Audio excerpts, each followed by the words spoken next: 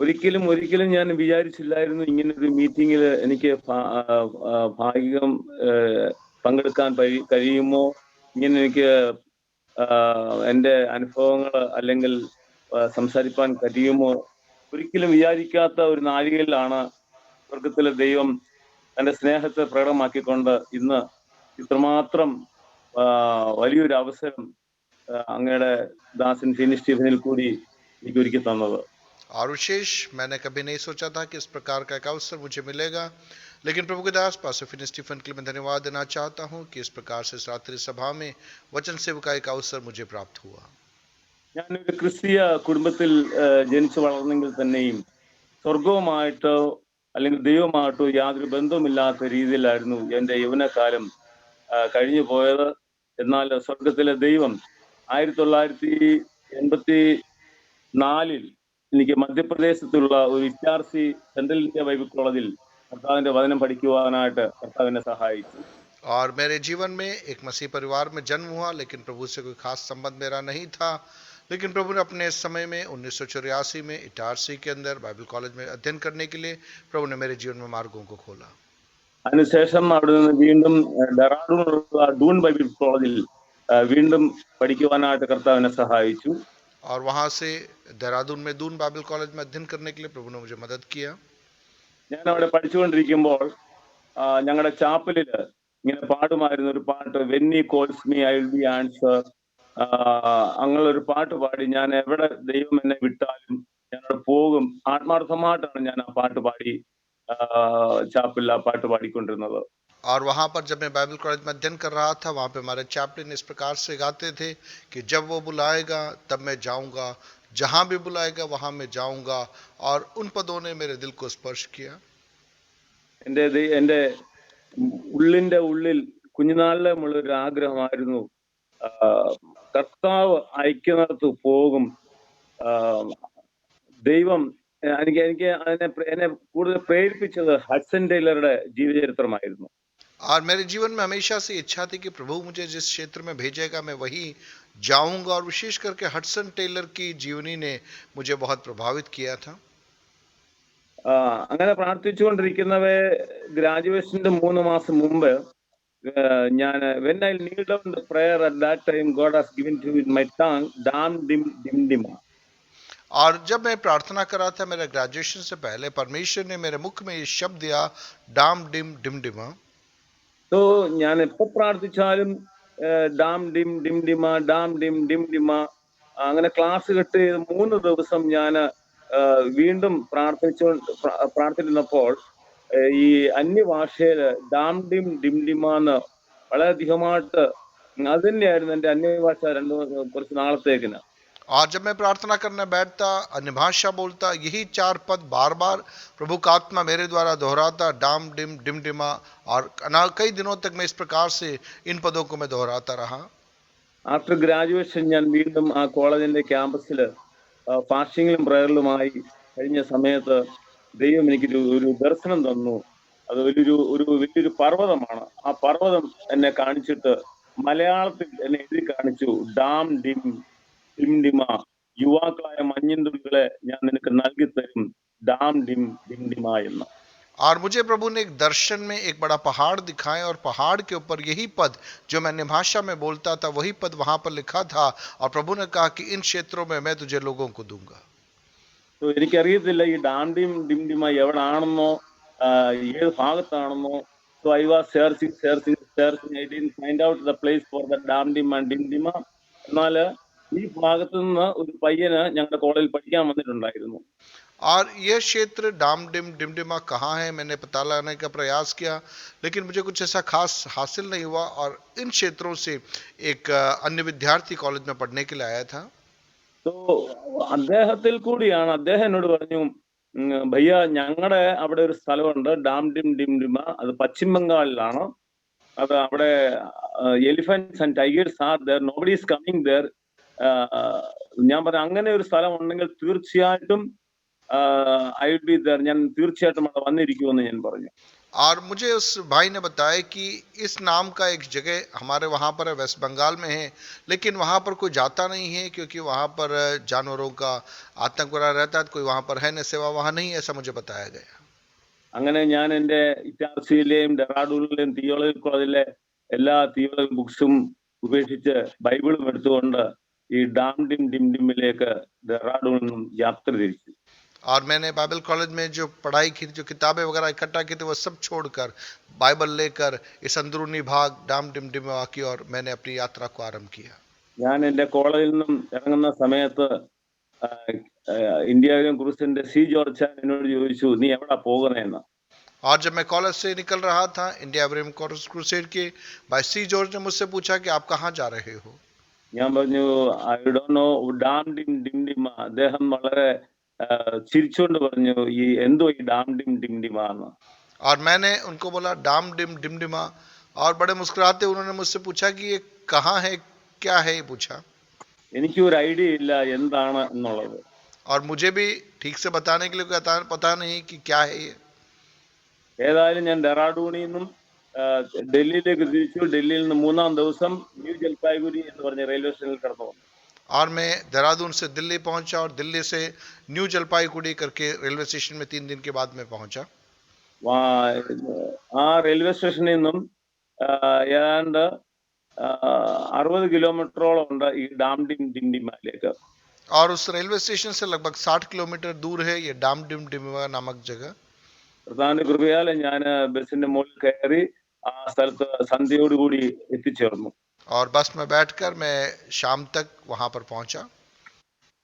തികച്ചും ജീവിതത്തിൽ കണ്ടിട്ടില്ലാത്തതായ ഒരു ഗ്രൂപ്പ് ജനങ്ങൾ, വെളുത്തെന്ന് പറയാൻ പല്ല് മാത്രമുണ്ട്, കറുത്തിട്ട ഇതുപോലെ എൻ്റെ ലൈഫിൽ ഞാൻ കണ്ടിട്ടില്ലാത്തതായ മനുഷ്യര്, അവരുടെ ഒറ്റ തുണിയാണ് അവർ ഉടുത്തിരിക്കുന്നത്. ആ ഒരു എനിക്ക് അങ്ങോട്ട് വിശ്വസിക്കാൻ ബുദ്ധിമുട്ടായ ഒരു ഗ്രൂപ്പായിരുന്നു. മനുഷ്യരാണെന്ന് മനസ്സിലായി. എന്നെ പ്രതീക്ഷിച്ച് ആ ഒരു ഗ്രൂപ്പ് അവിടെ നിൽപ്പുണ്ടായിരുന്നു. और एक ऐसे समूह के बीच में मैंने अपने आप को पाया जो बड़े ही कह सकते हैं कि वो अंदरूनी इलाकों में रहने के कारण उनकी वस्त्र धारणा भी उस प्रकार से थी, एकल वस्त्र वो पहना करते थे और काफ़ी जो इस प्रकार के थे कि मुझे बड़ा ही अपने आप में बहुत ही एक अलग महसूस वहां पर हुआ। അവര് എന്നെ അവിടെ കൊച്ചു കുടിലുകളാണ്. എൻ്റെ ലൈഫിൽ ആദ്യമായിട്ട് കാണുവാണ് ഞാനത്. അവിടത്തേക്ക് എന്നെ കൊണ്ടുപോയി അവരുടെ കുടിലുകളിൽ ഞാൻ അവിടെ താമസിക്കാൻ തുടങ്ങി. ഞാൻ താമസിക്കുന്നത് രാത്രിയിൽ വരാന്തയില് അവർ ചാക്ക് വിരിച്ചിട്ട് തരും. കൊരണ്ടിയോ അല്ലെങ്കിൽ 4-5 ചൂലോ കെട്ടി തരും തലേണയ്ക്ക് പകരം, അല്ലെങ്കിൽ കൊരണ്ടി തരും. ഞാൻ അങ്ങനെയാണ് അവിടെ കുറച്ച് നാൾ കഴിഞ്ഞുകൊണ്ടിരുന്നത്. और जब मैं वहां पर पहुंचा उन लोगों ने मुझे सोने के लिए घर के बाहर वो मुझे चटाई बिछा के देते थे और झाड़ू या ऐसे कुछ छोटे स्टूल वगैरह देते थे तकिए के समान इस्तेमाल करने के लिए।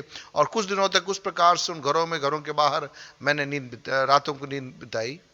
2 ആഴ്ചയ്ക്ക് ശേഷം ഞാൻ ആ കുടിലിൽ ഉറങ്ങിക്കിടക്കുന്ന സമയത്ത് രാത്രി 12:30-1 മണിയോടുകൂടി വലിയ ശബ്ദം കേട്ട് ഞാൻ ഞെട്ടി ഉണർന്നപ്പോൾ ഒരു വിളക്കും കത്തിച്ച് 2-3 പെണ്ണുങ്ങൾ എൻ്റെ ചുറ്റും നിൽക്കുകയാണ്. അവരോട് ചോദിച്ചപ്പോൾ അവർ പറഞ്ഞ ഹാത്തി വന്നിട്ടുണ്ടെന്ന്. और एक दिन रात को जब मैं बाहर सो रहा था अचानक बहुत आवाज आई, और आवाज आई जब मैं आंखें खोलकर मैंने देखा तो कुछ महिलाएं वहां पर खड़ी है, उनके हाथ में कुछ जैसे लालटेन जैसी चीज है। और मैंने उनसे पूछा क्या हुआ, तब उन्होंने बोला कि हाथी आया है। ഇപ്പം ഈ സംസാരിക്കുന്ന സമയത്തും ആനകൾ വന്ന് നിൽപ്പുണ്ട് എൻ്റെ തൊട്ട് മുമ്പിൽ. और अभी जब मैं आपसे बातचीत कर रहा हूं मेरे घर के सामने हाथी खड़े हैं। 6 മണിക്ക് വന്ന ആനകളാണ്, ഇതുവരെയും തിരിച്ചു പോയിട്ടില്ല. और वो जंगली हाथी है, 6 बजे से आए हैं, अभी तक वापस गए नहीं है। ജനങ്ങളെല്ലാം വളരെ അധികമായിട്ട് പടക്കം പൊട്ടിക്കുന്നു, ഭയങ്കര ബഹളം വെച്ചുകൊണ്ടിരിക്കുന്നു. അതിന്റെ ഇടയ്ക്ക് ഞങ്ങൾ കോട്ടേഴ്സ് മീറ്റിംഗ് കഴിഞ്ഞാണ് എൻ്റെ ഗ്രൂപ്പിലുള്ള ജനങ്ങള് അതിന്റെ ഇടയ്ക്കൂടെയാണ് ഇപ്പോൾ തിരിച്ചു വന്നത്. और हाथी बाहर है, उन्हें भगाने के लिए लोग पटाखे छोड़ रहे हैं, कई प्रकार के शोर शराबा कर रहे हैं। और उसी के बीच में हमारे घर में कॉटेज मीटिंग था, जो लोग आए थे वो प्रार्थना के बाद में लोग वापस अपने घरों के गए हैं। ഞാൻ ഇവിടെ നിന്നും ഒരു 100 കിലോമീറ്ററോളം ദൂരത്തിൽ സിലിഗുരി എന്ന് പറഞ്ഞ സ്ഥലത്ത് ഒരു അത്യാവശ്യ കാര്യത്തിന് വേണ്ടി പോയിട്ട് അല്പസമയം മുമ്പാണ് ഞാൻ തിരികെ വന്നത്. और मैं सिलीगुड़ी नामक जगह में गया हुआ था और अभी थोड़ी देर पहले मैं वापस आया हूँ। എന്റെ പ്രിയ ദൈവമക്കളെ, ഞാന് ആ സ്ഥലത്ത് വന്ന് കിടക്കുന്ന സമയത്ത് ഈ പെണ്ണുങ്ങൾ എന്നോട് പറഞ്ഞ ഹാത്തി എന്ന് പറഞ്ഞപ്പോൾ എനിക്ക് മനസ്സിലായി ആനയാണെന്നുള്ളത്. ഞാൻ അവിടെ തന്നെ മുഴങ്കാലില് ഞാൻ പ്രാർത്ഥിച്ചു, മുട്ടുമടക്കിക്കൊണ്ട്, കർത്താവേ, ഈ ആനയെ സൃഷ്ടിച്ചത് അങ്ങാണ്, എന്നെ സൃഷ്ടിച്ചത് അങ്ങാണ്, എന്നെയും രക്ഷിക്കണേ, ഇവിടെ ഉള്ളവരെയും രക്ഷിക്കണമേ എന്നിങ്ങനെ പ്രാർത്ഥിച്ചു. और जैसे मैंने उस महिलाओं ने हाथी यूं बोला, मैं वहीं घुटनों के बल बैठ गया और प्रार्थना करने लगा, प्रभु आपने इस हाथी को बनाया है, आपने ही मुझे भी बनाया है, प्रभु जी मेरी और इन गांव वासियों की आप रक्षा कीजिए। കുറച്ച് കഴിഞ്ഞപ്പോൾ എന്നെ രക്ഷിക്കാനായിട്ട് അവര് ഈ മസാല കത്തിച്ചുകൊണ്ട് വലിയ പന്തം കൊളുത്തിക്കൊണ്ട് എന്റെ അരികെ കടന്നു വന്ന് എന്റെ കയ്യെ കെട്ടി പിടിച്ചു. നോക്കിയപ്പോൾ ആ മസാലയുടെ ആ പന്തത്തിന്റെ വെളിച്ചത്തില് വലിയ ജീവിതത്തിൽ ആദ്യമായിട്ടാണ് ഇങ്ങനെ ഒരു ഹ്യൂജ് എലിഫന്റിനെ ഞാൻ കാണുന്നത്. ആന എന്നെ നോക്കുന്നു, ഞാൻ ആനയെ നോക്കുന്നു, പരസ്പരം അങ്ങോട്ടും ഇങ്ങോട്ടും. അതിനുശേഷം ആന അല്പസമയത്തിന് ശേഷം തിരിഞ്ഞ് ഓടി. എന്റെ പുറകെ ഒരു പിടിയാനയും ഉണ്ടായിരുന്നു. പിറ്റേ ദിവസം മുതൽ ആൾക്കാർ വന്ന് എന്നെ പല ക്വസ്റ്റ്യൻ ചെയ്യാൻ തുടങ്ങി. യോനായോട് ചോദിച്ചു പോലെ, നീ ആരാ, ഏതാ, എവിടുന്ന് വന്നു, നീ എന്ത് മന്ത്രമാണ് ജപിച്ചത്, ഈ ആന എങ്ങനെയാണ് നിന്റെ മുമ്പിൽ നിന്ന് ഓടിപ്പോയത്, അങ്ങനെ പല ചോദ്യങ്ങൾ ചോദിക്കാൻ തുടങ്ങി. और जैसे उन महिलाओं ने मेरे हाथ में मशाल ला कर दी, मैंने देखा कि मेरे सामने एक बहुत बड़ा हाथी, इतना बड़ा हाथी मैंने पहले कभी नहीं देखा था, वो खड़ा था। लेकिन जैसे ही उस हाथी ने मुझे देखा, मैंने उस हाथी को देखा, मुझे नहीं मालूम क्या हुआ, वो हाथी मुड़कर वहाँ से वापस चला गया और उसके साथ में एक छोटा हाथी भी था, वापस चला गया। लेकिन उस घटना के बाद में दूसरे दिन लोग आकर जिस प्रकार से योना से पूछा था कि तू कौन से देश से आया है, तू क्या करता है, ऐसे लोग आकर मुझसे सवाल पूछने लगे कि वो हाथी तुझे देखकर कैसे भागा। ഓ, പിറ്റേ ദിവസം ആനകളെല്ലാം വന്നപ്പോൾ അവർ പറഞ്ഞു, ഇന്നലെ നീ ചൊല്ലിയ മന്ത്രം ഇന്നും ചൊല്ല, ആത്തികള് തിരിച്ചു പോകുവാനായിട്ട്. എനിക്കറിയത്തില്ല എന്ത് മന്ത്രമാണ്. ഞാൻ ഇവരുടെ ഭാഷ എനിക്ക് അറിയുന്നില്ല. ഇവര് സംസാരിക്കുന്ന ഭാഷ കുടുക്കു എന്ന് പറഞ്ഞ ഭാഷയാണ് സംസാരിച്ചുകൊണ്ടിരുന്നത്. ഓരോ ഗ്രാമങ്ങളിലും ഓരോ ഭാഷയാണ്. ചില ഗ്രാമങ്ങളിൽ സന്താളി, ചില ഗ്രാമങ്ങളിൽ സാദ്രി, ചില ഭാഗങ്ങളിൽ ഇങ്ങനെയുള്ള ഓരോ ഗ്രാമങ്ങളിലും ഓരോ ഭാഷകളാണ്. പക്ഷെ കർത്താവിന്റെ കൃപയാല് ദൈവം എനിക്കത് മനസ്സിലാക്കി തന്നു ഇവരുടെ ഭാഷകളെ. ഇവര് ചോദിച്ചത്, നീ എന്ത് മന്ത്രമാണ് ജപിച്ചത് ഈ ആനകൾ തിരിച്ചു പോകാനായിട്ട്? ആ മന്ത്രം വീണ്ടും ഇന്നും ചൊല്ലാൻ പറഞ്ഞു. और अगले दिन जब और हाथी लोग आए तो गांव के लोग मेरे पास आए और बोले कि जिस प्रकार से कल तूने मंत्र पढ़कर उस हाथी को भगाया था, आज भी वापस तू मंत्र पढ़ और इन लोगों को भगा दे। अब मुझे उनकी भाषा भी अच्छी तरह से नहीं मालूम थी, क्योंकि वहाँ पे कुड़कू, संथाली और अन्य प्रकार की भाषाएं बोली जाती है। लेकिन मुझे इतना मालूम पड़ गया कि ये मुझसे कह रहे कि तू जादू मंत्र कर, तू कुछ तंत्र मंत्र कर दे ताकि हाथी भाग जाए। ഞാൻ ഒത്തിരി ആലോചിച്ചതിന് ശേഷം എനിക്ക് ശബ്ദം കിട്ടിയത് ഹാലേലുയ എന്നാണ്. അങ്ങനെ ഹാലേലുയ എന്ന് പറയുമ്പോൾ ഞാൻ ഇവരെല്ലാം എന്റെ ഒപ്പം, ഇവരുടെ നാക്ക് വഴങ്ങത്തില്ല, ഇവരുടെ നാക്ക് വലിയ മൊട്ട നാക്കാണ്. ഹാലേലുയ എന്ന് ഇവരും ഹാലേലുയ എന്ന് പറയും. That was the first miracle in that village. Hallelujah എന്ന് പറയുമ്പോൾ ആനകൾ തിരിഞ്ഞ് ഓടുവാൻ തുടങ്ങി.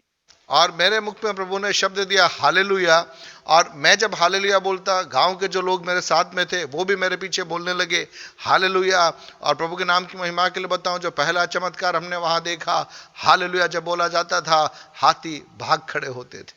എല്ലാ ദിവസവും ആനകൾ വരും. ഞങ്ങളെല്ലാം കൂടെ, അവര് ഗ്രാമക്കാരെല്ലാം കൂടെ എന്റെ അരികെ കടന്നു വരും. മരത്തിന്റെ മോളില് ചെറിയൊരു പീടിക പോലെ ഉണ്ടാക്കി വെച്ചിട്ടുണ്ട്. ഞാൻ അവിടെ താമസിക്കുന്നത്. അവിടുന്ന് ഹാലേലുയ എന്ന് പറയും. ഹാലേലുയ എന്ന് പറയുമ്പോൾ ഈ ആനകളെല്ലാം തിരിച്ചോടുവാൻ തുടങ്ങി. ഇന്നും ഇപ്പോഴും നടന്നുകൊണ്ടിരിക്കുന്ന സംഭവമാണിത്. और उस दिन से इस प्रकार से वहां पर होना आरंभ हुआ, हाथी आते और हम वहां पर बाहर खड़े होकर हम हालेलुया बोलते। एक पहचान जैसा बना रखा था जहां पर मैं रहता था, वहां से मैं हालेलुया बोलता और हाथी चले जाते। और वह घटना आज भी वहां पर इस प्रकार से हो रही। എനിക്കറിയത്തില്ല. ബൈബിൾ സ്കൂളിൽ, കോളേജിൽ പഠിക്കുന്ന സമയത്ത് വലിയ ഹീറോ ആയിട്ട് ഞാൻ അവിടെ ഇവിടെ ഒക്കെ പോയി പാട്ട് പാടുകയും ഓപ്പൺ എയർ നടത്തുകയും പ്രസംഗിക്കുകയൊക്കെ ചെയ്യുമായിരുന്നു. പക്ഷെ ഇങ്ങനെയുള്ളൊരു വർഗത്തെയോ ഗ്രൂപ്പിനെയോ ജാതിയോ എന്റെ മനസ്സിൽ ഇമാജിനേഷൻ പോലും ഞാൻ ചെയ്തിട്ടില്ലായിരുന്നു. और मैं जब बाइबल कॉलेज में पढ़ता था, जाता था, गीत गाता था, प्रचार करता था, बहुत कुछ चीज़ें अन्य लोगों में, कई समूहों में करता था, लेकिन मैंने कभी सपने में भी नहीं सोचा था इस प्रकार के लोगों के बीच में मुझे रहना पड़ेगा। ലാസ്റ്റ് ആ ഗ്രാമത്തിൽ തന്നെ ഒരു 2 ആഴ്ചയും കൂടെ കഴിഞ്ഞപ്പോഴത്തേക്കിന് എനിക്ക് മനസ്സിലായി ഇവരാരും എന്നോട് അടുക്കുന്നില്ല. കാരണം ഞാന് ഷർട്ടും പാന്റും ഇട്ടിട്ടുണ്ട്. ഇവരെല്ലാം ഒറ്റത്തുണിയാണ്, ലങ്കോട്ടിയാണ് ഇവര് ഉടുത്തിരിക്കുന്നത്. പെണ്ണുങ്ങള് 2 ഡ്രസ്സ് മാത്രം. അങ്ങനെ വന്നപ്പോള് പതുക്കെ എന്റെ ഷർട്ടും പാന്റ്സും ഉരുണ്ടയായിട്ട് വന്നു. ഒരു ചുമന്ന തോർത്തും ഉടുത്ത് ചപ്പല് പോലും കളഞ്ഞ് ഒരു ചുവന്ന തോർത്തും ഉടുത്തുകൊണ്ടാണ് മാസങ്ങളോളം ഞാൻ അവരുടെ ഇടയിൽ കഴിഞ്ഞത്. लगभग 2 सप्ताह वहां रहने के बाद मैंने ये पाया कि लोग मेरे करीब नहीं आ रहे हैं। मैं समझ गया था कि मेरी जो वस्त्र धारणा और वहाँ गांव के लोगों की वस्त्र धारणा में बहुत फर्क होने के कारण ऐसा हुआ।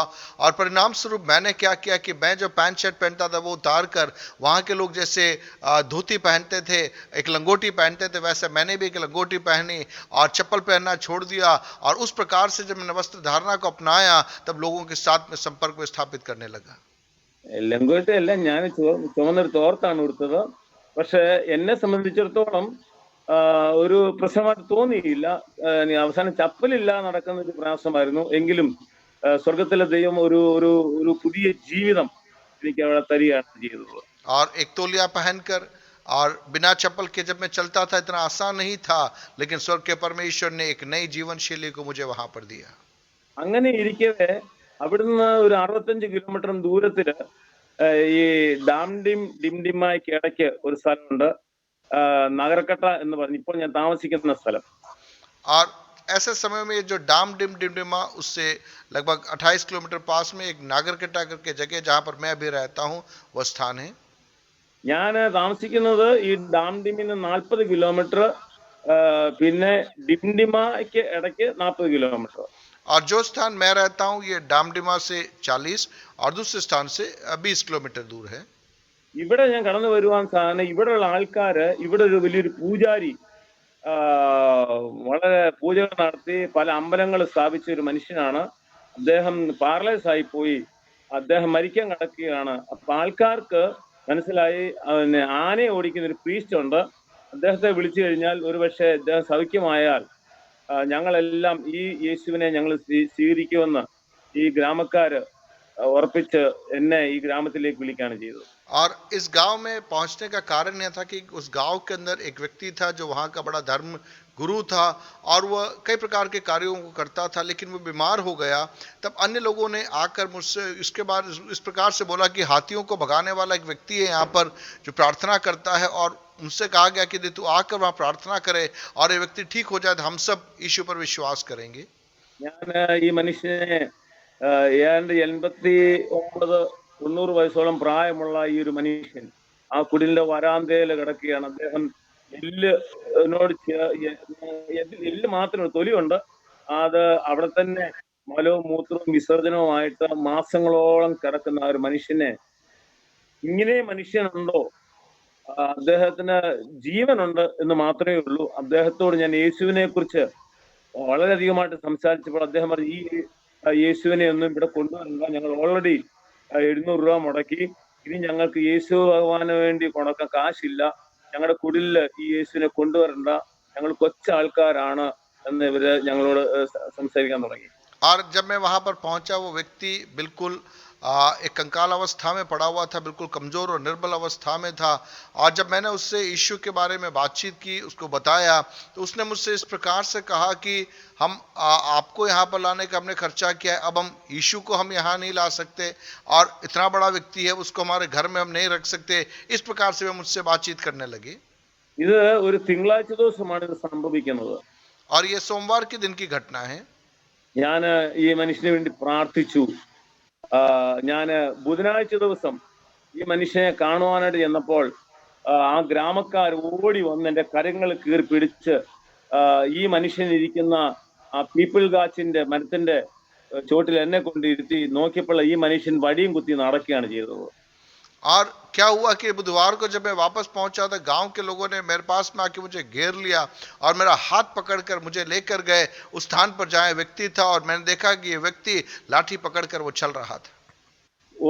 ആ മനുഷ്യന് ആ പീപ്പിൾ ഗാച്ചിന്റെ പൂക്കളിട്ട് ഒരു പാമ്പിന്റെ മൂർത്തിയും വെച്ച് പൂജിച്ചുകൊണ്ടിരുന്ന ആ ഒരു മരം എനിക്ക് വേണ്ടി തന്നു. ഇനി നീ ആണ് ഞങ്ങളുടെ വലിയ ഗുരു, നീ ഇവിടെ ഇരിക്കാൻ പറഞ്ഞു. और वह स्थान जहां पर यह व्यक्ति बैठता था पीपल के पेड़ के नीचे, उस पेड़ का स्थान उन्होंने मुझे दे दिया और बोला कि तू अब हमारा गुरु है और आप यहाँ पर बैठो। ഞാൻ ആ മരത്തിന്റെ ചുവട്ടിൽ ഇരുന്നു കൊണ്ട് മുക്തിദിലായി യേശുനാം എന്നുള്ള പാട്ടും പാടി അങ്ങനെയാണ് ആദ്യ സഭ ഇവിടെ രൂപപ്പെടുന്നത്. अब प्रियो, उस पेड़ के नीचे बैठकर मुक्ति दिलाए यीशु नाम, उस गीत को मैंने गाया और उस प्रकार से पहली कलीसिया वहां पर स्थापित हुई। സ്ഥാപിക്കുവാനായിട്ട് ഒരു കുതിരയായ ഒരു പൊട്ടിയായ ഒരു 4 വയസ്സുള്ള ഒരു കുഞ്ഞുമായിട്ട് ഒരു സ്ത്രീ എന്റെ കടന്നു ജനിച്ചതിന് ശേഷം അത് വാ തുറന്നിട്ടില്ല, സംസാരിച്ചിട്ടില്ല. എന്നാൽ ആ കുഞ്ഞിന് വേണ്ടി പ്രാർത്ഥിച്ചു. ഓൺ ദ സ്പോട്ടില് ദൈവം ആ കുഞ്ഞിനെ സൗഖ്യമാക്കി. ആ കുഞ്ഞ് അയോ എന്ന് വെച്ച് കഴിഞ്ഞാൽ അമ്മയെന്നാണ്, അയോ എന്ന് വിളിക്കുവാൻ തുടങ്ങി.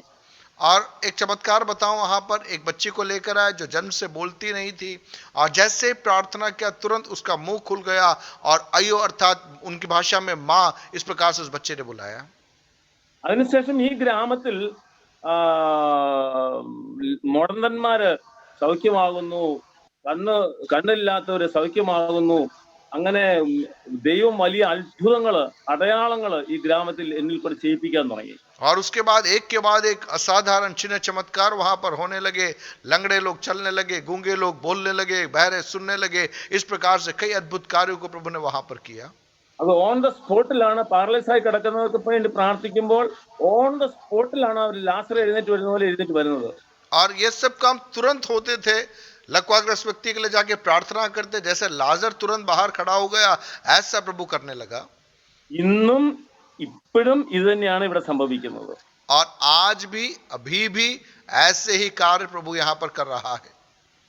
ഒത്തിരി പേര് ഇവിടെ ബീഹാരികള്, ബംഗാളികള്, അന്യജാതിക്കാർ ഇവിടെ ഈ ചർച്ചിൽ കടന്നു വരുന്നുണ്ട്, രോഗസൗഖ്യം പ്രാപിക്കുവാനായിട്ടും സമാധാനം അവർക്ക് ലഭിക്കുവാനായിട്ടും. और कई बिहारी लोग, बंगाली लोग यहाँ पर आते हैं चंगे होने के लिए, जीवन में शांति पाने के लिए। इस प्रकार से लोग आते हैं।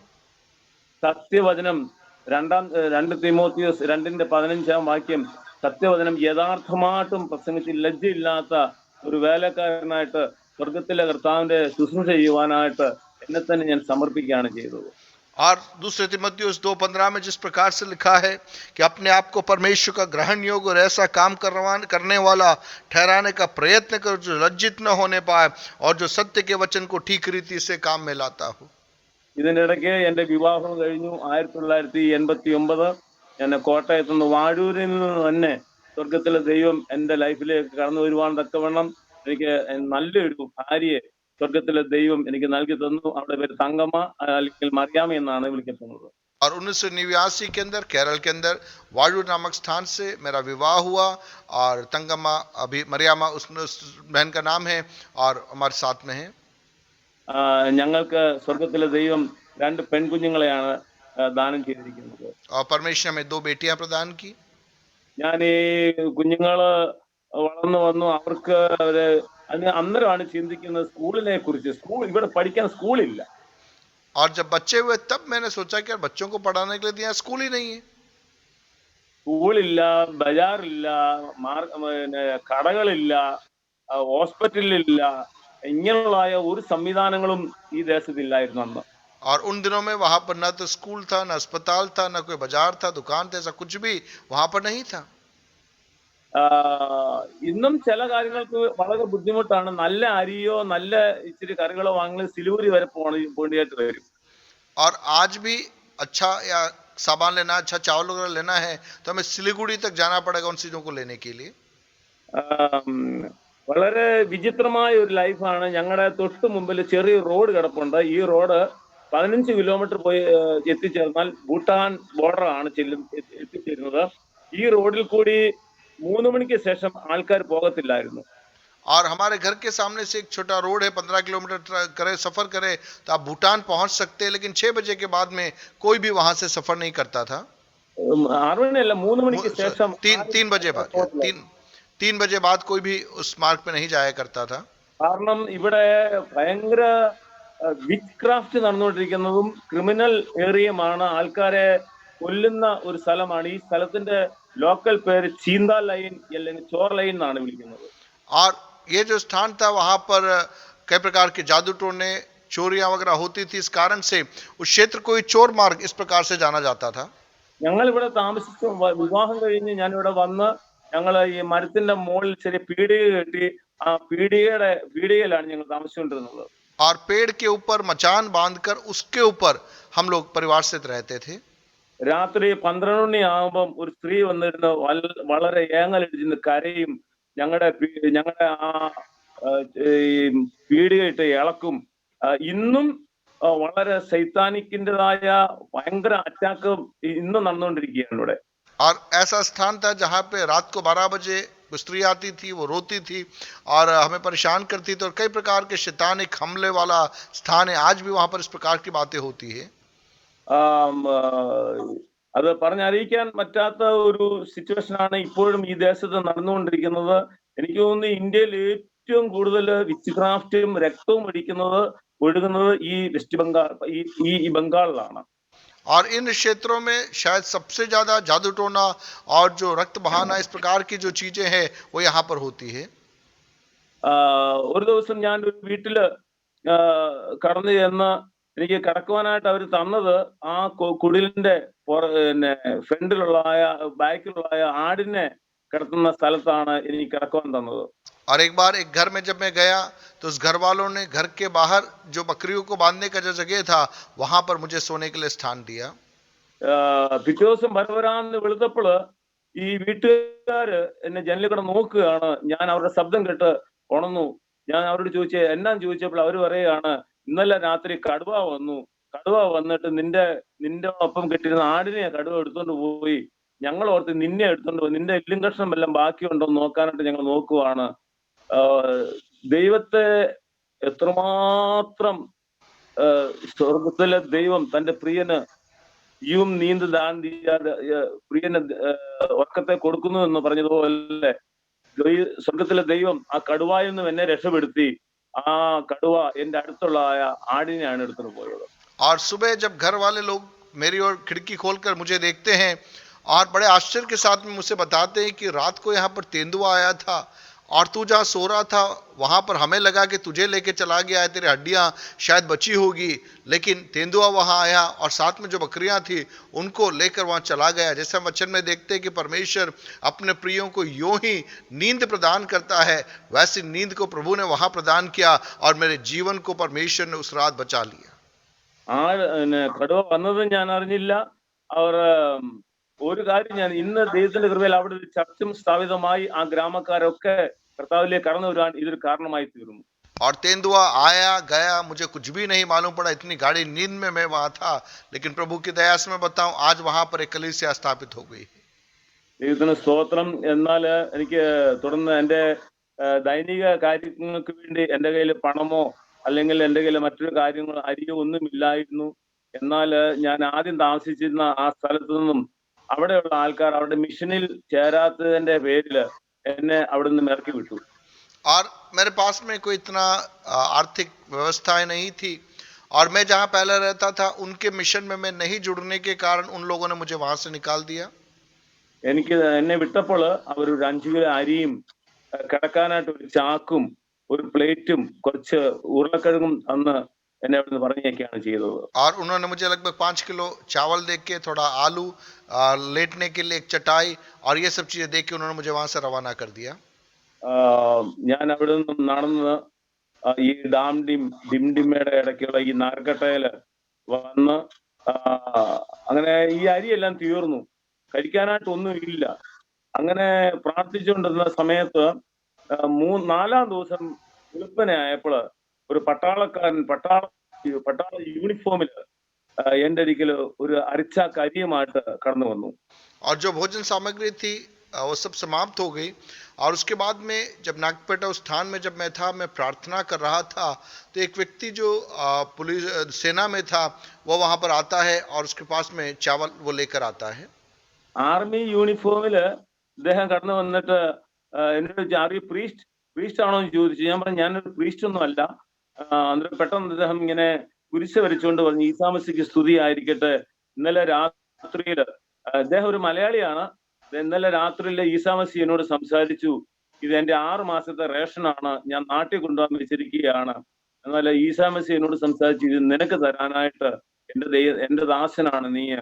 അങ്ങനെ ഞാൻ നിന്നെ തിരക്കി പിടിച്ചാണ് ഇവിടെ കടന്നു വന്നത്. എന്റെ 6 മാസത്തെ റേഷനാണ്. അതിനകത്ത് കുറച്ച് പരിപ്പും പഞ്ചസാരയും മണ്ണെണ്ണയും ഇങ്ങനെയുള്ള ചില കാര്യങ്ങളുമായിട്ടാണ് ഈ ഈ മനുഷ്യൻ കടന്നു വന്നത്.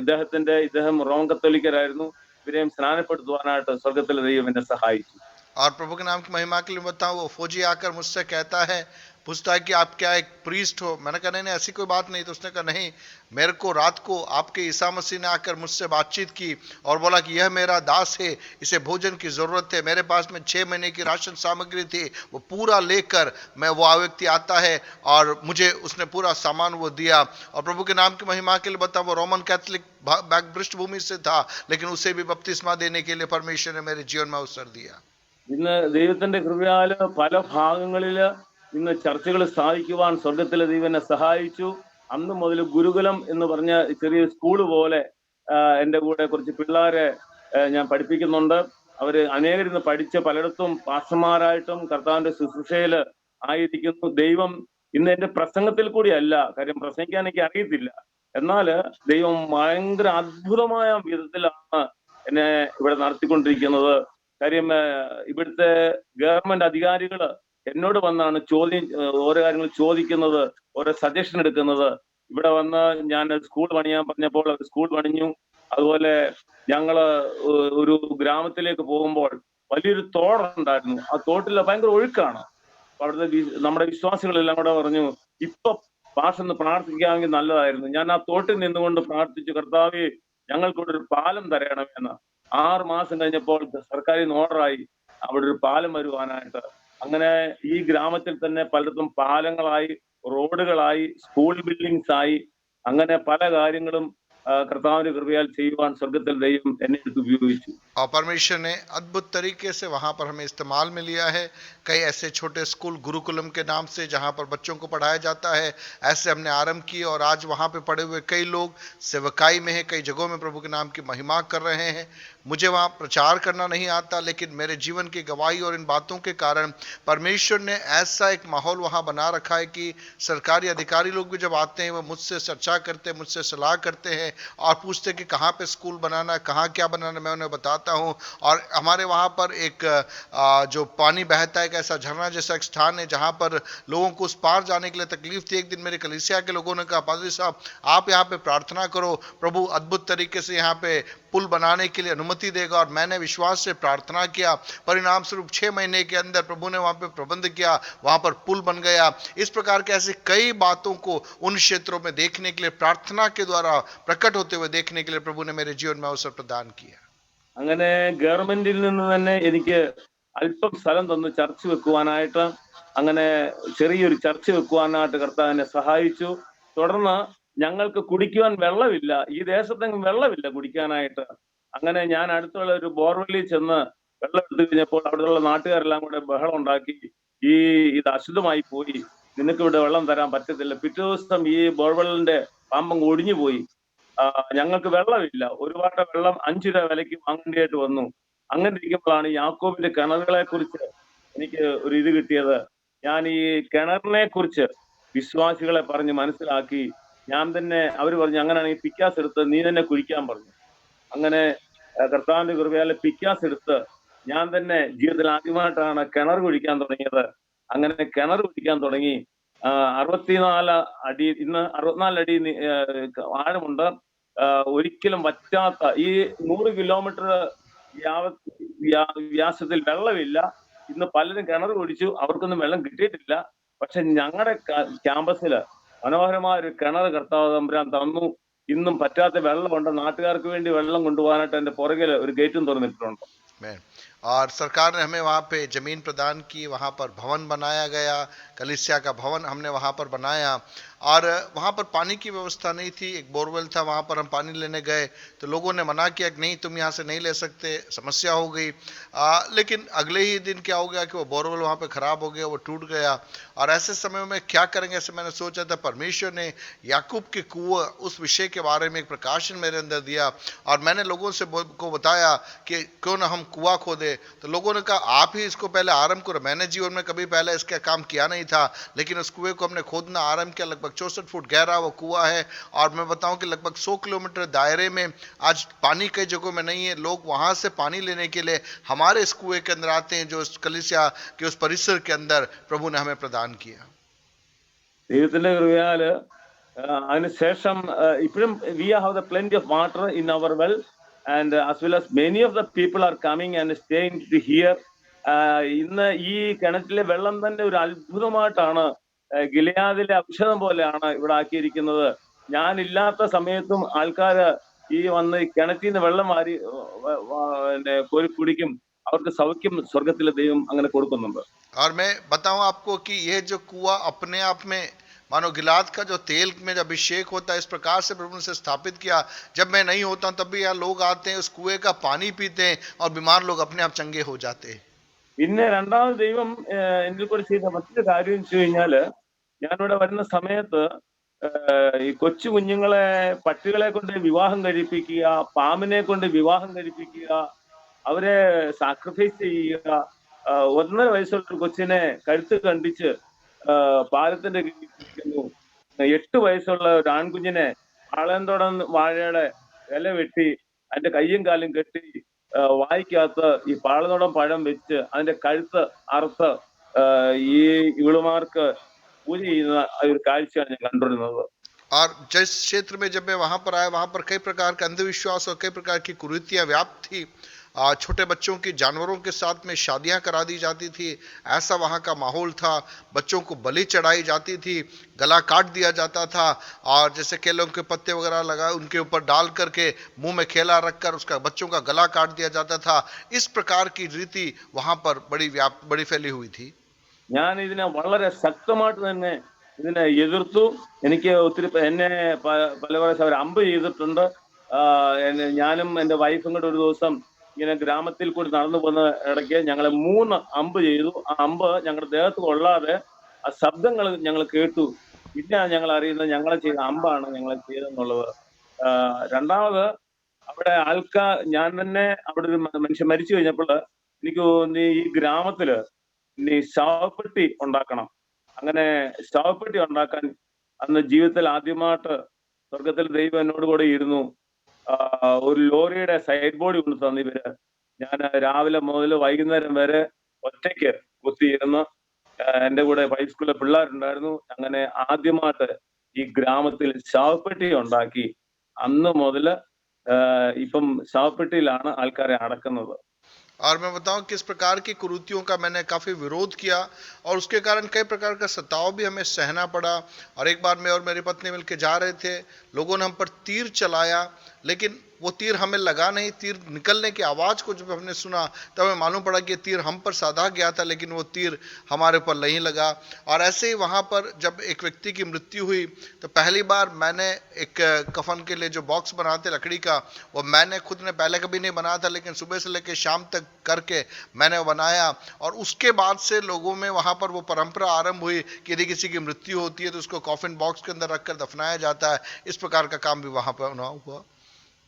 ഇവിടെ രാവെന്നോ പകലൊന്നോ ഇല്ല. ആൾക്കാർ മരിച്ചു കഴിഞ്ഞാൽ ഞാൻ തന്നെ ശവപ്പെട്ടി ഉണ്ടാക്കി, ഞാൻ തന്നെ എന്നെ കൊണ്ട് തന്നെ കുഴി കുഴിപ്പിച്ച്, അങ്ങനെ ഒത്തിരി സംഭവങ്ങള് ഇവിടെ ഈ ഗ്രാമത്തിൽ നടന്നിട്ടുണ്ട്. എന്നാൽ സ്വർഗത്തിലെ ദൈവം ആകാശത്തിലെ ഇടിയെ നിർത്തുകയും മിന്നലിനെ നിർത്തുകയും, അങ്ങനെ ഭൂട്ടാനകത്ത് 5 കിലോമീറ്ററോളം ഞങ്ങൾ നടന്ന് അവിടെ പോയി ശുശ്രൂഷ ചെയ്യുവാനായിട്ട് സ്വർഗത്തിൽ ദൈവം സഹായിച്ചു. ഇതെല്ലാം ജനങ്ങൾ കണ്ടുകൊണ്ടിരിക്കുകയാണ്. ഞങ്ങളുടെ മുമ്പിൽ തന്നെ ഭയങ്കരമായിട്ട് ഇടി മുഴങ്ങി. 2 ചെറുപ്പക്കാരിൽ ഒരു ചെറുപ്പക്കാരൻ മരിച്ചുപോയി.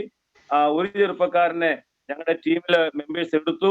ആ സമയത്ത് എന്റെ ഇളയ മോൾ ആൻസിൻ എന്നോട് പറഞ്ഞു, പപ്പ എന്തുകൊണ്ട് ഈ ഇടിയെ പ്രാർത്ഥിച്ച് നിർത്തിക്കൂടാ?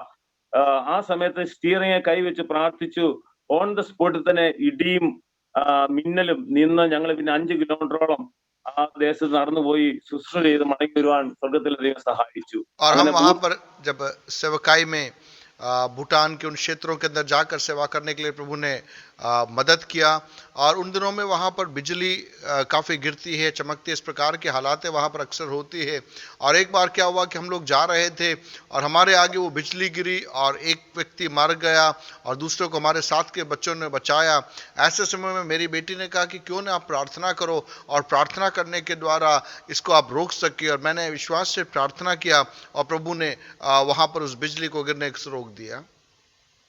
മഴ നിർത്തുക അല്ലെങ്കിൽ മഴ പെയ്യ്ക്കുക മാത്രമല്ല, അങ്ങനെ വെയില് കൊണ്ടുവരിക. അത് സ്വർഗത്തിലെ ദൈവം വളരെ എന്റെ ആദ്യ നൂറ്റാണ്ടിലെ അനുഭവം വേദപുസ്തകത്തിൽ എഴുതിയിരിക്കുന്നത് പോലെ കർത്താവ് ഇന്ന് എന്നെ കൂടെയും എന്റെ ടീമിൽ കൂടിയും ഇങ്ങനെയായ പ്രവർത്തനങ്ങള് ഈ ദേശത്ത് ചെയ്തുകൊണ്ടാണ് കർത്താവിന്റെ ശുശ്രൂഷ ചെയ്യുവാൻ സ്വർഗത്തിലെ ദൈവം ഞങ്ങളെ സഹായിച്ചുകൊണ്ടിരിക്കുന്നത്. और परमेश्वर ने बहुत ही, जैसे पहले सदी में प्रभु ने चिन्ह चमत्कार किए, वैसे कई सेवकाइयों को प्रभु ने मेरे द्वारा वहाँ पर अंजाम किया। धूप लाना, छाव लाना, इस प्रकार की बातों के द्वारा प्रभु अद्भुत कार्यों को करता रहा और मुझे आगे बढ़ाता रहा। എപ്രകാരം കർത്താവിനെ സ്തുതിക്കണം. ഞാന് കുറച്ച് പല ദേവദാസന്മാരൊക്കെ കടന്നു വന്നിട്ട് പറയും സ്വർഗത്തിൽ നിങ്ങൾക്ക് പ്രതിഫലം കിട്ടുമെന്ന്. എനിക്ക് കേൾക്കുമ്പോൾ ഒരു ഇതാണ്, പ്രതിഫലം കിട്ടാനായിട്ടോ പ്രതിഫലത്തിന് വേണ്ടി ഞാൻ ചിന്തിച്ചിട്ട് പോലും ഇല്ല. പ്രതിഫലം കിട്ടാനായിട്ട് ഒന്നും ചെയ്തിട്ടുമില്ല. പ്രതിഫലത്തിന് വേണ്ടി ഞാൻ ഒന്നും ചെയ്യുന്നുമില്ല. और कई लोग आते हैं और कहते हैं कि स्वर्ग में आपको बड़ा प्रतिफल मिलेगा, लेकिन मैं सोचता हूं कि प्रतिफल पाने के लिए या कुछ पाने के लिए मैंने कभी कुछ नहीं किया।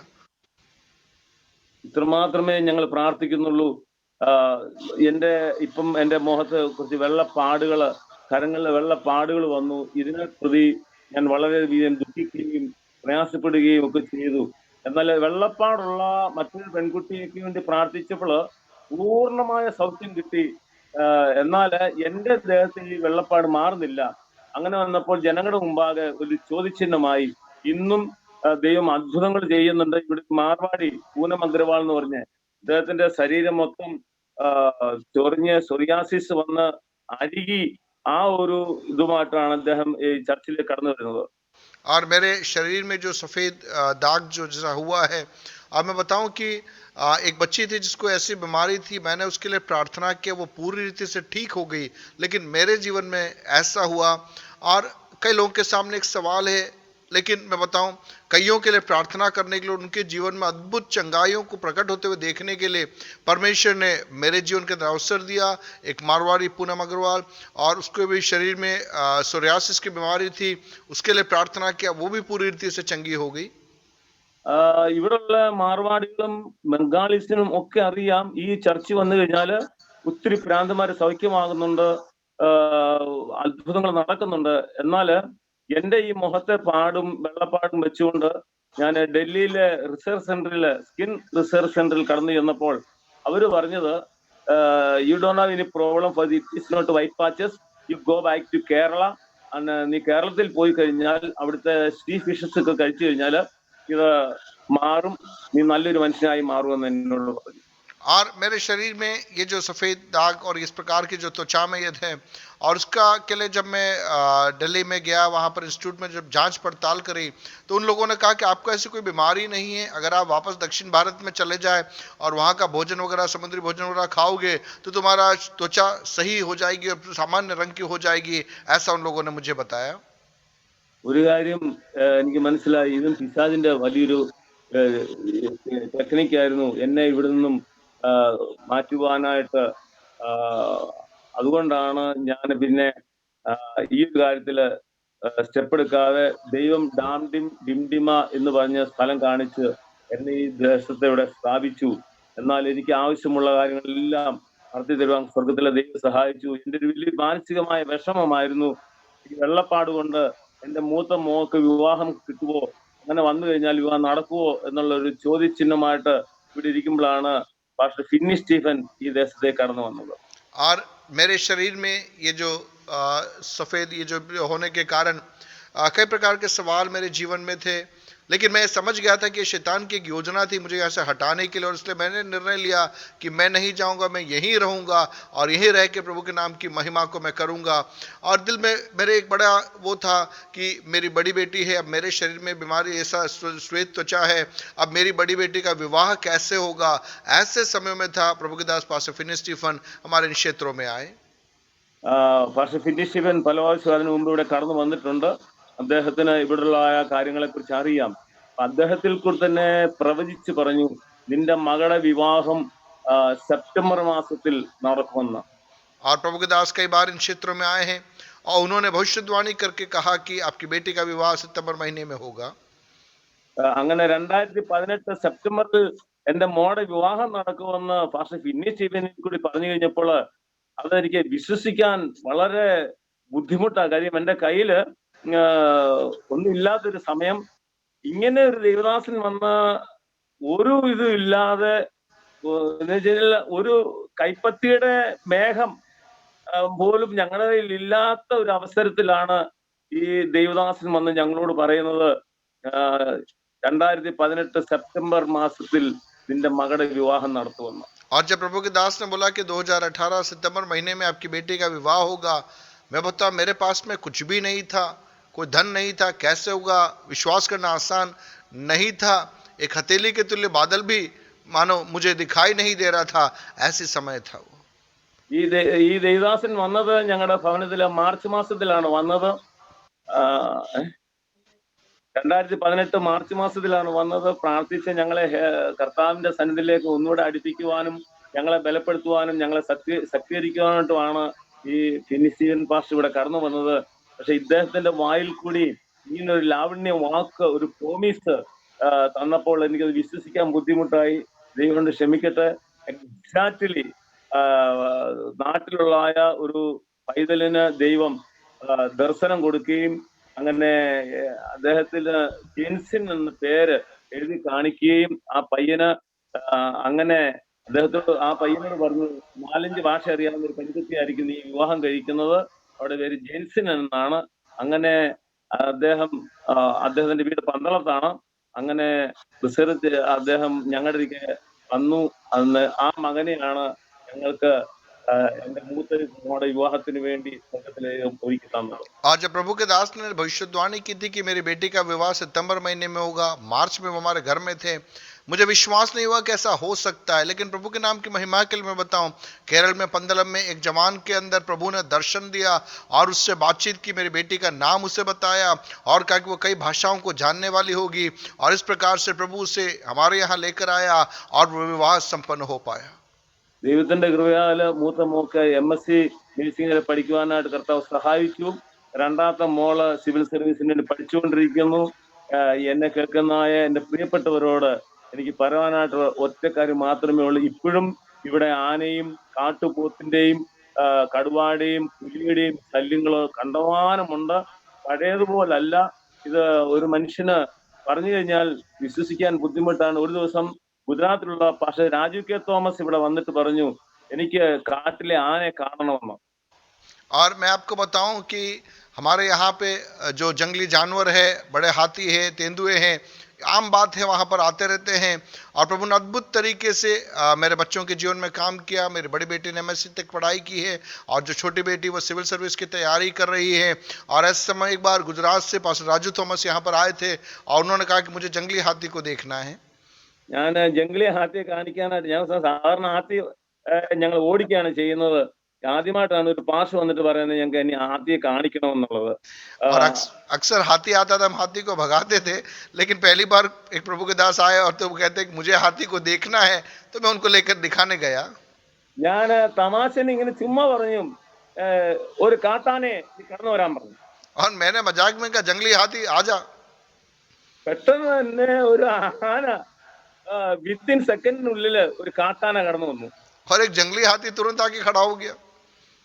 ഈ റോഡിന്റെ സൈഡിൽ തന്നെയാണ് പാസ്റ്റർ രാജു കെ തോമസും ഇതെല്ലാം കണ്ട് ഭയങ്കര ആശ്ചര്യമായിട്ട് അത്ഭുതമായിട്ട് അത് കാണുവാൻ സഹായിച്ചു. और पास्टर राजू के थॉमस भी वो देखकर बड़े आश्चर्यचकित हो गए। ആത്തിക്കോ ആനെ ഓടിക്കുക മാത്രമല്ല വിളിച്ചു വരുത്തുവാനായിട്ടും എന്ന് വെച്ചാൽ കർത്താവിനോട് യാചിക്കുന്നത് എന്തും തരും എന്നുള്ളതിന് ഒരു ഉറപ്പായിരുന്നു ഇത്. और देखिए हाथी को भगाना ही नहीं, लेकिन हाथी को बुलाने का भी एक अभिषेक। मतलब आप प्रभु से मांगोगे, जो आप मांगोगे वो देगा। उन बातों को मैंने अनुभव किया। ഞാൻ ഹാത്തിയുടെ കാര്യം മാത്രമല്ല, പല പ്രാവശ്യവും ഞാൻ കടുവായുമായിട്ട് സാമന ചെയ്തിട്ടുണ്ട്. മൂർഖൻ പാമ്പുകൾ, അജഗർ പാമ്പുകളുമായിട്ട് അങ്ങനെ പല കാര്യങ്ങളിലും സ്വർഗത്തിലെ ദൈവം അത്ഭുതമാം വിധത്തില് ഇവിടെ തന്നെ നടത്തിക്കൊണ്ടിരിക്കുന്നു. എനിക്ക് എത്രമാത്രം ഞാൻ എന്നെ കേൾക്കുന്ന എന്റെ പ്രിയപ്പെട്ടവരോട് ഞാൻ അപേക്ഷിക്കുന്ന ഒന്ന് മാത്രമേ ഉള്ളൂ. ഞങ്ങള് താഴും വീണും പോകാതെ സ്വർഗത്തിലെ ദൈവം ഞങ്ങളെ നിലനിർത്തി അന്ത്യം വരെയും വിശ്വസ്തയോടുകൂടി വിശുദ്ധനായിട്ട് സ്വർഗത്തിലെ ദൈവത്തിന്റെ പ്രവർത്തനം ചെയ്തു തീർക്കണം. അതിനുവേണ്ടി നിങ്ങളെല്ലാം ഞങ്ങൾക്ക് വേണ്ടി പ്രാർത്ഥിക്കണമേ. പിന്നെയുമല്ല, നിങ്ങളെല്ലാരെയും ഞാൻ ആഹ്വാനം ചെയ്യുകയാണ്, ക്ഷണിക്കുകയാണ് ഞങ്ങളുടെ ഈ ഭാഗത്തേക്ക്. ഇവിടെ പല ബോർഡറുകളാണ് ഉള്ളത്. और मैं आपको बताऊं कि मेरे जीवन में ऐसे कई अवसर आए, हाथी का, तेंदुओं का, अजगरों का सामना हमने किया, लेकिन प्रभु ने हमें उन सब अवस्थाओं में बचा के रखा। मेरे दिल की एक ही इच्छा है, विश्वासयोग्यता के साथ में, खराई के साथ में, पवित्रता के साथ में जो सेवा प्रभु ने मुझे सौंपी है, उस सेवा को मैं पूरा कर सकूं। आपकी प्रार्थनाओं को हम चाहते हैं और आपको आमंत्रित भी करते हैं, आप इस क्षेत्र में आए। ഇപ്പം ഇവിടെ വന്നു കഴിഞ്ഞാൽ താമസിക്കാനൊന്നും യാതൊരു പ്രയാസമില്ല.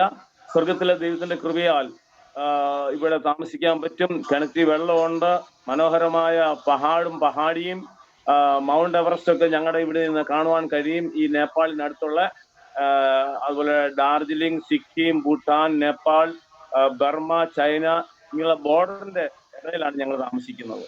और अभी आप यहाँ पर आओ तो रहने की जगह है और बहुत ही सुंदर स्थान है, पीने के लिए पानी है, और नेपाल, भूटान ये सब बॉर्डर पास में है। आप हिमालय पर्वत को देख सकते हैं और बहुत ही अच्छा एक स्थान है। ഞാൻ എല്ലാരെയും ആഹ്വാനം ചെയ്യാണ്, please come and stay with us. And ഈ മിഷണറി പ്രവർത്തനത്തിൽ നിങ്ങളെ ഞാൻ ക്ഷണിക്കുകയാണ്. ദൈവത്തിന്റെ കൃപയാൽ പാസ്റ്റർ ഫിന്നി സ്റ്റീഫനൊക്കെ ആയിട്ട് സംസാരിക്കുമ്പോൾ ദൈവവുമായിട്ട് സംസാരിക്കുന്നതിന് ബറാബറായിട്ടാണ് ഞങ്ങൾക്ക്. എന്ന് വെച്ച് കഴിഞ്ഞാല് ഈ കാട്ടിൽ കിടക്കുന്ന ഞങ്ങളോട് ആ ഒരു സാധാരണ ആരും വിളിക്കാറുമില്ല, സംസാരിക്കാറുമില്ല. ഇവിടെ ഇങ്ങോട്ട് ആരും വരാറുമില്ല. കാര്യം ഈ സ്ഥലത്ത് സിലിഗുരി എന്ന് പറഞ്ഞ സ്ഥലമുണ്ട്, ജയഗാവ് എന്ന് പറഞ്ഞ സ്ഥലമുണ്ട്. ഇവിടാണ് ചില സിറ്റികളായിട്ടുള്ളത്. എന്നാല് ഇവിടെ ആരും കടന്നു വരാറില്ല. എന്നാല് ദൈവത്തിന്റെ കൃപയാല് ഫിന്നി സ്റ്റീവൻ പാസ്റ്റർക്ക് ഇവിടെ കടന്നു വരുവാനായിട്ട് ഒരു മനസ്സിൽ തോന്നി. അദ്ദേഹം ഞങ്ങളെ വന്ന് ഒത്തിരി പ്രോത്സാഹിപ്പിക്കുകയും ഞങ്ങളെ ബലപ്പെടുത്തുകയും ചെയ്തു. ഇനിയും അത് കിട്ടുമെന്നുള്ളതായ പ്രതീക്ഷയുണ്ട്. ഇത്രയും സമയം എനിക്ക് ഒരുക്കി തന്ന കർത്താവിന്റെ ദാസന്മാരോടും നിങ്ങളെല്ലാവരോടും വളരെ നന്ദി അറിയിച്ചുകൊണ്ട് ഞാൻ ഇന്നും വിരമിക്കുന്നു. സ്തോത്രം. आप सभी को मैं मेरे इस सेवा क्षेत्र के अंदर में आमंत्रित करता हूं, आप आइए यहाँ पर और प्रभु के कार्य को आप मिलकर देख सकते हैं। प्रभु के दास पास्टर फिन्नी स्टीफन के लिए विशेष धन्यवाद देना चाहता हूं। इन क्षेत्रों में वे आते हैं और हमसे मुलाकात करते हैं, हमारी हौसला अफजाई करते हैं, और प्रभु का अनुग्रह हम सबके साथ में बना रहने पर एक और बार तहे दिल से धन्यवाद देना चाहता हूँ। इस प्रकार से का अवसर मेरे जीवन में आपने प्रदान किया।